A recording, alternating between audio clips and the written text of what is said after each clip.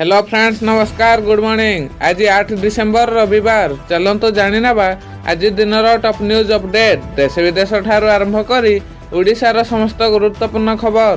प्रथम खबर, ओडिशार केही रहिबेनि भूमिहीन, समस्त भूमिहीन को पट्टा जोगाई देबे ओडिशा सरकार। प्राथमिकता भावे दिव्यांग मानक पई घर डीह पट्टा प्रदान करा जिवो।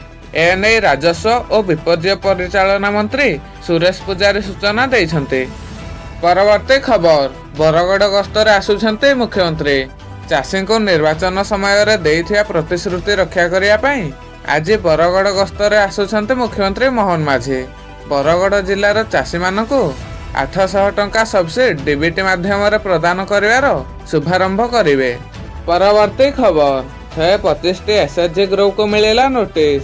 निम्नमानर छतुआ जोगाण करुथियारु 125 एसएचजी ग्रुप को नोटिस जारी करिसन्ते उपमुख्यमंत्री प्रभाती परिडा। परवर्ती खबर, परीक्षा को नहीं कठोर आईन आणुछन्ते ओडिशा सरकार।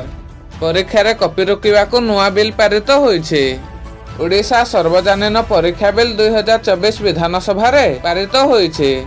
एही बिल नियम अनुसार जदि केही परीक्षा रे कॉपी करे तेबे तांको 3 वर्ष रु 5 वर्ष पर्यंत कारादंड एवं 10 लाख पर्यंत जोरिमाना हेबो। परवर्ती खबर, ओडिशार शिक्षा क्षेत्र रे हेबो उन्नति। प्रधानमंत्री नरेंद्र मोदी अध्यक्षता रे अनुष्ठित आर्थिक व्यापार संक्रांत कैबिनेट कमिटी बैठक रे ओडिशा रे 8टी एवं समग्र देश रे 85टी नुआ केंद्रीय विद्यालय स्थापन हेबो। एने केंद्र सरकार निष्पत्ति नैछन्ते।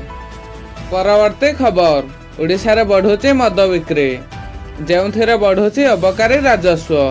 2022-23 रे 5,80,44,000 टंकार मद बिक्री होइथिला।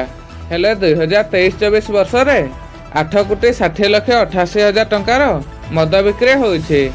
एने विधानसभा रे उत्तर रखिछन्ते आईन मंत्री पृथ्वीराज हरिश्चंदन।